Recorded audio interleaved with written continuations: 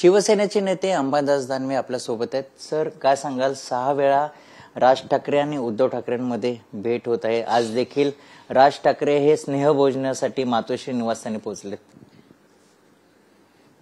खरं तर दोन्ही ठाकरे बंधू एकमेकांना सातत्यानं गाठीभेटी करतात. हे या महाराष्ट्राच्या आणि मराठी माणसाच्या हिताच्या दृष्टीनं अतिशय महत्त्वाचं आहे. बाकी राजकीय जे व्हायचं ते होत राहील, त्याची काही चिंता कोणीच करण्याची गरज नाही. परंतु हे होत असताना प्रत्येकालाच राजकीय कंगोरे देणं हे मला असं वाटतं याची काही आवश्यकता नाही.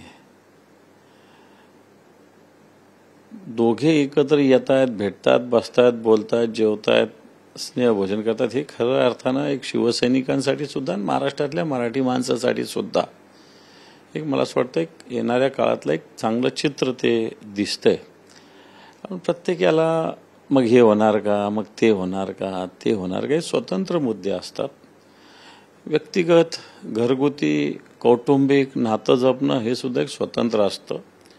आणि मला असं वाटतं ते ठाकरे बंधू आता करतात याचा एक सगळ्यांना चांगलंच वाटलं पाहिजे. आपण जर बघितलं, युतीची घोषणा अजूनपर्यंत झाली नाही. मनसैनिक, शिवसैनिक ती वाट पाहत आहे की कधी या युतीची घोषणा होणार आहे. निवडणूकच नाही, कसली युती करायची? ज्यावेळेस निवडणुका जाहीर होतील, ज्यावेळेस सगळ्या गोष्टी होतील त्यावेळेस. आता कोणती निवडणूक? सरकार आज आहे, उद्या आहे. सुप्रीम कोर्टाने आदेश मे मध्ये दिला, 4 महिन्यात इलेक्शन जे आहे. जुलै मे म्हणजे एप्रिल मे मध्ये दिला, म्हणजे जून जुलै ऑगस्ट सप्टेंबर मध्ये इलेक्शन होऊन जायला पाहिजे होतात. आता ऑक्टोबर संपेल आता, अशा प्रकारच्या अर्ध्यावर तरी आपण आलेलो आहोत. तरी अजून कोणत्या निवडणुका जर व्हायच्याच ठरल्या तर 2-4 महिने काय निवडणुका कंप्लीट होऊ शकत नाही. निवडणुकीचं जर सगळं आताची स्थिती जर बघितली तर तेही झाल्या तर सरकार पुन्हा याच्या तांत्रिक काही गोष्टी काढल्या तर सांगता येत नाही. आणि म्हणून ज्यावेळेस निवडणुका होतील तेव्हाच युती, आघाडी या सगळ्या गोष्टी होत असतात. आता त्याच्यावर काही चर्चा करावं असं मला तरी वाटत नाही, किंवा कोणत्या पक्षाला तरी असं वाटत नाही. आपण एक ट्विट केलंय खासदारांना टॅग करून. हो, मी केलं.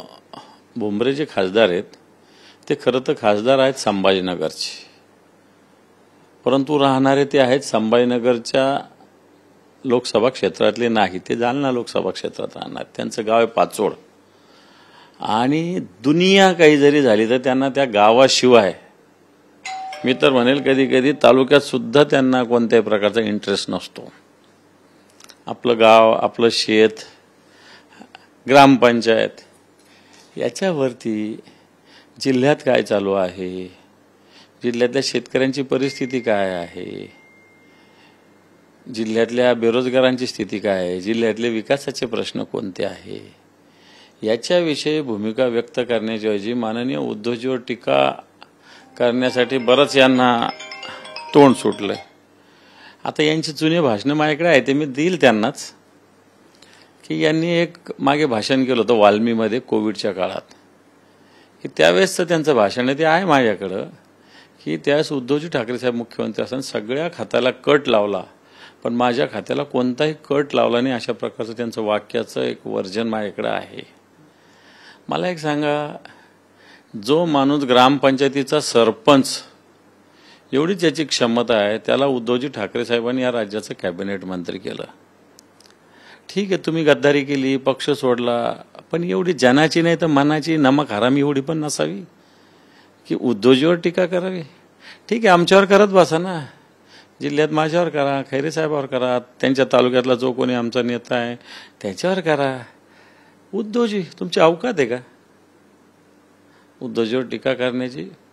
संसदेत निवडून दिलं, संसदेत कधी थोबाड उचकत नाही यांचं. कधी या संभाजीनगरचे यांनी फक्त संभाजीनगरच्या विकासाचे प्रश्नच कोणते सांगावा. संभाजीनगरातून जाणारे राष्ट्रीय महामार्ग कोणते ते सांगावा, राज्य महामार्ग कोणते त्याचं काय केलं पाहिजे, किती किलोमीटर आहे ते सांगावे, केंद्राच्या कोणत्या योजना राज्यात चालू आहे किंवा आपल्या जिल्ह्यात चालू आहे किंवा त्याची आवश्यकता आहे ते सांगावं. यांनी ज्या बैठका नियमित खासदार घेतल्या पाहिजे MSCBच्या त्या सुद्धा कधी घेत नाही. देशाच्या बैठका कधी यांच्याकडून होत नाही, यांच्याकडून कुत्रा अधिकारी ऐकत नाही. यांचं फक्त आता ड्रायव्हरच्या नावावर 150 कोटीची प्रॉपर्टी, ड्रायव्हरच्या नावावर. कोणता नामा म्हणतात ते मुसलमानामध्ये मला माहीत नाही, पण गिफ्ट डीड ज्याला इंग्रजीत म्हणतात, गिफ्ट डीड, तो कोणता तरी नामा करून घेतलेला यांचा ड्रायव्हर ज्याला 10-20 हजार पगार आहे, त्याचे 150 कोटीचे त्याच्या नावावर. जरा बघावं लागेल आम्हाला या सगळ्या गोष्टी. मग येणाऱ्या काळात मला असं वाटतं या विषयावर आम्हाला आवाज उठवावा लागणार आहे की याची इन्क्वायरी काय झाली आता हे बघावं लागणार आहे. मी आता पोलीस आयुक्तांना येणाऱ्या काळात या इन्क्वायरीचं काय झालं विचारणार आहे, नाहीतर पोलीस आयुक्तासमोर मला असं वाटतं शिवसेनेला आंदोलन करावं लागणार आहे. मी आता करतो त्या सगळ्या विषय. जर तुम्हाला उद्धवजी करा ना, आमच्यावर करा ना, पॉलिटिकली आम्ही विरोधक आहोत तुमच्या जिल्ह्यात, उद्धवजी नाही आहे. अरे याच उद्धवजीने तुम्हाला हे केलेलं आहे. याच उद्धवजी ज्यावेळेस तुमच्या विरोधात 10-10, 11-11 लोक तिकीट मागत होते, तर उद्धवजी ठाकरे साहेब तुमच्या बाजूने सक्षमपणे उभा राहिले. तुम्हाला राज्यमंत्री व्हायची अपेक्षा होती, तुम्ही कॅबिनेट मंत्री उद्धवजीने केलं. तुम्हाला हे जरा का विसरता तुम्ही? आणि तुम्ही उद्धवजींच्या विषयी बोलता. आणि म्हणून मी उपरोधाने ते ट्विट केलेलं आहे. यांना कसलं संसद पुरस्कार मिळणार आहे? यांना संसदेचं ट का फ अजून कळत नाही. हिंदीमध्ये त्यांनी मला असं वाटतं 10 वाक्य चांगले बोलून दाखवावं, इंग्रजीत 5-10 वाक्य बोलून दाखवा, पाहू आपण. मग आता संसदेत जायचं तर हिंदी आलं पाहिजे, इंग्रजी आलं पाहिजे. काय येतं यांना? काय देशाच्या विषयी जे काही धोरणं देशाची ठरतात, कोणत्या विषयावर यांचं नॉलेज यांनी सांगावं. आर्थिक विषयावर यांचं नॉलेज आहे, शेती विषयावर नॉलेज आहे, राष्ट्रीय स्तरावरचं बोलतो मी. बाकी सोयाबीन पेरायचं आणि कापूस पेरायचं आणि ऊस पेरायचं तर हे सगळ्या सामान्य शेतकऱ्यालाही माहिती आहे. पण देश म्हणून मला असं वाटतं आपलं नॉलेज काय आहे तर हे सगळे शून्य आहे. म्हणून मी मुद्दाम उपरोधाने संसद पुरस्कार मिळाल्याबद्दल त्यांना अभिनंदन उपरोधाने केलंय की यांना संसद हे टाइमपास वाटतो. संभाजीनगर लोकसभा क्षेत्र जोडून येतं, जालना लोकसभेतच असतात. कधी असतात संभाजीनगर लोकसभेत? लोकांनी बोलवलं तर जातात. बोलावलं म्हणजे एखाद्या आमदारांनी बोलवलं तिकडच्या तर जातात. स्वतःहून कोणते दौरे? स्वतःहून जिल्ह्यातले कोणत्या विषयाचं ज्ञान आहे त्यांना? वाटतं या सगळ्या गोष्टी असताना उद्धवजीवर टीका करणं या अँगलनी मला असं वाटतं या भुमरेंचं संसदरत्न पुरस्काराविषयी मी ट्विट केलेलं आहे. सर्वपक्षीय जे आहे शिष्टमंडळ ते निवडणूक आयोगाची भेट घेणार आहेत. त्यामध्ये शरद पवार असतील, राज ठाकरे आहेत, उद्धव ठाकरे आहेत, अनेक नेते आहेत. तसंच मुख्यमंत्री देवेंद्र फडणवीस, उपमुख्यमंत्री अजित पवार आणि एकनाथ शिंदे यांना देखील पत्र देणार आहेत. नेमकं ह्या मंगळवारी भेटीचं कारण काय? नाही, ह्या सगळ्या विषय होईल ना. निवडणूक आयोग कशा पद्धतीने वागतं. आता सरकार सगळी वॉर्ड रचना ठरवतोय. कित्येक ठिकाणी वॉर्ड रचनेवर सत्ताधारी पक्षाने असं बसून पक्षाच्या कार्यालयात बसून वॉर्ड रचना झालेली आहे. सरकारचा प्रभाव असावा कोणी म्हटलेलं नाहीये, पक्षाचा नसावा त्याच्यावर. सरकारने ह्या सगळ्या गोष्टी कराव्या नाही असं आमचं म्हणणं नाही. सरकारने करावीच, पण सरकार वेगळे आणि पक्ष वेगळे लक्षात ठेवा. सरकारच्या एखाद्या मंत्र्यांनी काही सूचना दिली तर मी मानेल, एखाद्याला काही हरकत नाही. पण एखाद्या पक्षाचा पदाधिकारी जाऊन सरकारच्या माणसाला, कलेक्टरला सूचना दिली तर हे चूक आहे असं माझं स्पष्ट मत आहे. सरकारने करावं ना, करावंच, काहीच अडचण नाही. पालकमंत्र्यांनी करावं, काही प्रॉब्लेम नाही. मुख्यमंत्र्यांनी करावं, काही अडचण नाही. नगरविकास मंत्र्यांनी करावं, काही अडचण नाही. ग्रामविकास मंत्र्यांनी करावं, काही अडचण नाही. पण पक्ष म्हणून नाही करता येणार तुम्हाला. सरकार म्हणून करा ना काय गोष्टी करायच्या, पण तशा होत नाहीये. पक्ष इंटरफेरन्स करतात. मतदार यादीवर पक्षाचा प्रभाव पडतोय. मतदार यादी बनवताना, नाव काढताना, वॉर्ड रचना करताना, प्रभाग रचना करताना, जिल्हा परिषद रचना, आता प्रभाग रचना महापालिकेत, व हे मतदान त्यांच्या विरोधातलं आहे, बाजूला करा. मग आउट ऑफ वे जाऊन दुसरं जोडा. हे कित्येक उदाहरणं आमच्याकडे कार्यकर्त्यांनी आणून दिले. मतदार यादी आहे आता परवाच ते भुमरेंच्याच मुलांनी झालं की 20,000 लोक मी मतदानाला आणले. याचा अर्थ ते 20,000 लोक तिथं राहत नाही. नियम काय सांगतो? मी तिथं राहत असलं, माझं तिथं रेसिडेन्स असलं तरच माझं मतदार तिथं आहे. मी जर दुसरीकडे राहायला गेलो आणि माझं नाव त्या मतदारात नाही ठेवता येत. आम्ही मागच्या निवडणूक आयोगाला भेटलो होतो राष्ट्रीय स्तरावर. काही मतदारांचे 3-3 ठिकाणी नाव होते. काही जण म्हणे त्याला योग्य वाटेल तिथं नाव नाही ठेवता येणार. तो जिथं राहतो त्याला नाव तिथं नाव ठेवावं लागेल. मला वाटलं योग्य मी इथं आहे तिथं आहे असं नाही होणार. मी जिथं माझा अधिवास आहे तिथंच माझं नाव असलं पाहिजे. अजित पवार गटाचे नेते आहेत संग्राम जगताप, त्यांनी असं विधान केलं की दीपावलीची जी खरेदी आहे ती हिंदूंच्या दुकानातूनच खरेदी करा, त्यामुळे अजित पवार देखील नाराज झाले. मला असं वाटतं आपण कोणत्या जमान्यात राहतोय, कोणत्या काळात राहतो. हिंदूंनी हिंदूंच्या दुकानातून खरेदी करा, मुसलमानाने मुसलमानाच्या दुकानात, असं एकमेकाशिवाय होऊ शकतं का? आता कित्येक व्यवसाय मुसलमानच करतात. चला मग त्यांनी सांगितलं का आम्ही हिंदूंना नाहीच उभा करणार, मग काय करणार तुम्ही? हिंदू हे संग्राम जगतापचं म्हणणं आहे. व्यापाऱ्यांचं म्हणणं आहे का? चला सांगा, व्यापाऱ्यांनी म्हणावं असं की आमच्या शॉपमध्ये फक्त हिंदूंनाच आम्ही कपडे देऊ, हिंदूंनाच आम्ही लाडूचं सामान देऊ, हे व्यापाऱ्याने म्हणून दाखवा बरं एखाद्या. म्हणजे तुम्ही या हिंदू व्यापाऱ्यांचं नुकसान करतात असं माझं मत. हे हिंदुत्ववाद नाही आहे, हा हिंदुत्वाच्या विरोधातला आहे. मला सांगा ना, हिंदूंच्या शॉपमध्ये एखादा मुसलमान खरेदी करायला आला तर काय प्रॉब्लेम आहे? मुसलमान पण तसं करतील ना. तुम्ही याचं जरा गणित समजून घ्या ना. याचं मग तर मुसलमानांच्या दुकान कमी आहे, मग मुसलमान तर सगळे संख्येनं मोठे आहेत. काही व्यापारामध्ये हिंदू नाही आहे, काही व्यापारात मुस्लिम नाही आहे. एकमेकांचं करावंच लागेल आपल्याला. आणि म्हणून मला असं वाटतं संग्राम जगताप शिकलेला सवरलेला आमदार आहे. या गोष्टी कुठून अशा डोक्यात येतात की हिंदूंनी हिंदूंच्या दुकानात जावं आणि मुसलमानाकडे जाऊ नये. उद्या मुसलमानांनी पण असं केलं तर हिंदूंना त्रास होईल त्याचा. त्याच्यामुळे मला असं वाटतं या पद्धती चुकीच्या आहे. अजितदादांचा पक्ष नेमका कोणत्या विचाराचा हेच कळायला मार्ग नाही. भाजपचा जो विचार आहे त्याच विचाराचा आहे का? अजितदादा सांगतात फार यशवंतराव चव्हाण यांच्या समाधीवर जाऊन पाया पडून येतात, फुलेंचा वाडा बांधू म्हणतात, बाबासाहेब आंबेडकरचं नाव घेतात की या विचाराचा आहे. अजितदादा नाराज आहे. तो काय मागे पण त्या याला जाऊन बोललाच होता ना. तो कुठं ते पुणे जिल्ह्यामध्ये दंगल झाली होती तिथेही तो गेलाच होता ना. कारण मला असं वाटतं अशा पद्धतीनं आमदारांनी तरी कोणत्या, मी काय पॉलिटिक्स सोडून द्या, पण आमदारांनी तरी आपण शपथ घेतलेली गुप्ततेची.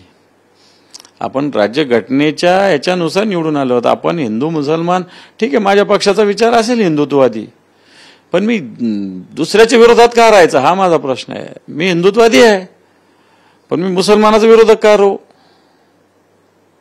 मुसलमानाला विरोध मग करणं म्हणजे काय हिंदुत्ववाद असतो का? आणि म्हणून अजितदादांचा पक्ष हा डुप्लिकेट वागतोय. छगन भुजबळ एकीकडे जातीपातीचं राजकारण करतो, संग्राम जगताप एकीकडे अशा पद्धतीने हिंदूंनी हिंदूंच्या दुकान जावं म्हणतो. तर नेमका अजितदादा कोणत्या विचाराच्या पक्षाचा आहे मला आपल्या माध्यमातून विचार नाही. निलेश गायवळ विरोधात ब्ल्यू कॉर्नर जी नोटीस आहे ती बजावण्यात आली इंटरपोलच्या जारी. कसं पाहता या गोष्टीकडे? आता मीडिया ट्रायल झाल्यानंतर पोलीस जागे झाले. राज्याचा गृहराज्यमंत्री लायसन्स जो पोलीस कमिशनर रिजेक्ट करतो तो देण्याचं काम करतो. मग एक जण फॉरेनमध्ये जातो. आता त्याचे खुलासे भरपूर येत आहेत, बोगस कागदपत्र, खोटी कागदपत्र देऊन. म्हणून आता रेड कॉर्नर नोटीस दिली असताना इतक्या दिवस पोलीस झोपलेले होते का?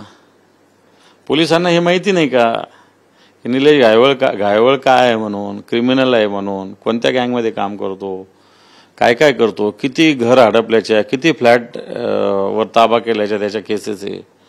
याचाच अर्थ पोलीस आता मीडियात सगळं हे करते म्हणून पोलीस जागी झाली आहे. नाहीतर याच्या आधी कुठे पोलीस जागी होती? चालूच होतं. मग एखाद्याच पोलिसांचा आशीर्वाद होता की काय असा सुद्धा प्रश्न जनतेच्या मनात निर्माण होत असतो. नवी मुंबई विमानतळाचं उद्घाटन काही दिवसांपूर्वी झालेलं पंतप्रधान नरेंद्र मोदी यांच्या हस्ते पार पडलं.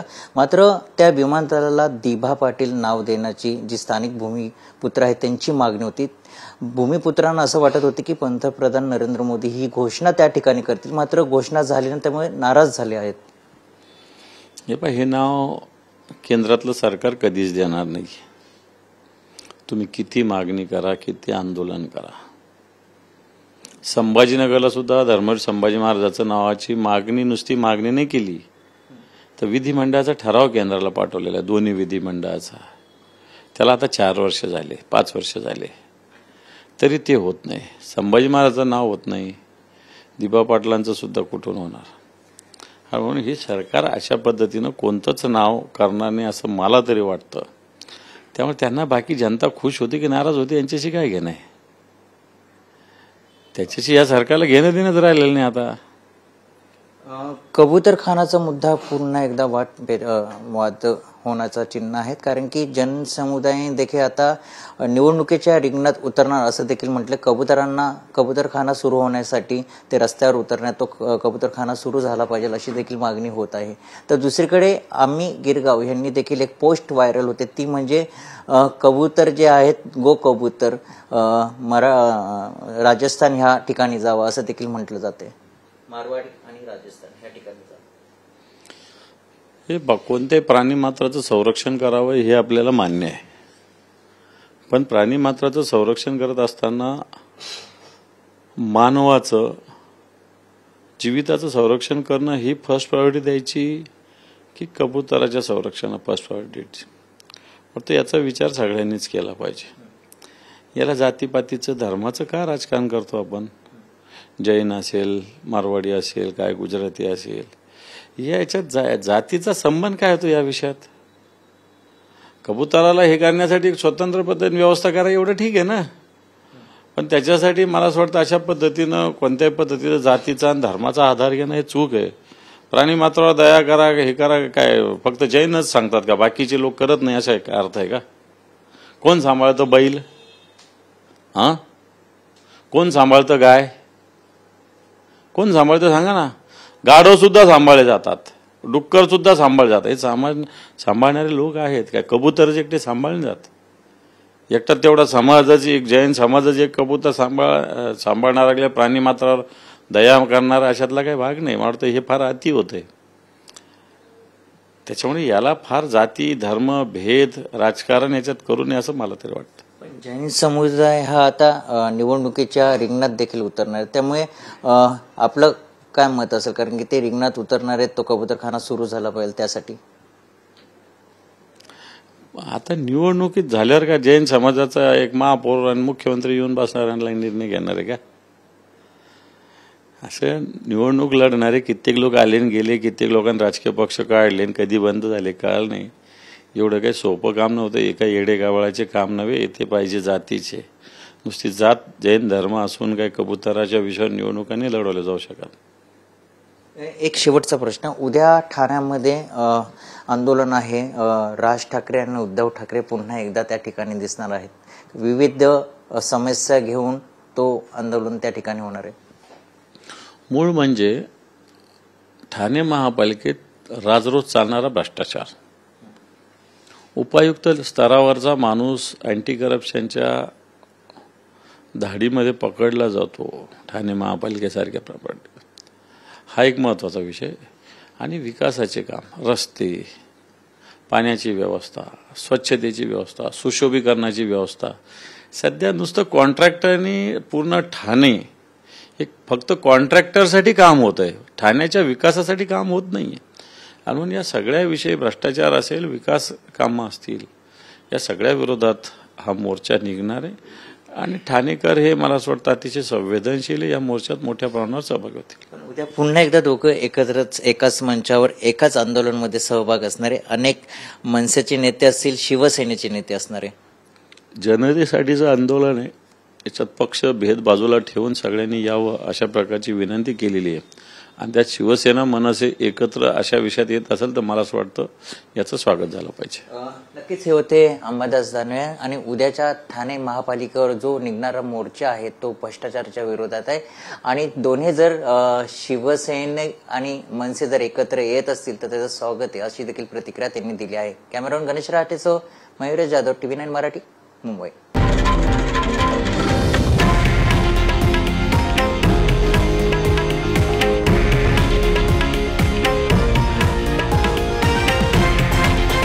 हे आहे देशातील नंबर 1 न्यूज नेटवर्क आणि आपण पाहत आहात TV9 मराठी, एकमेव.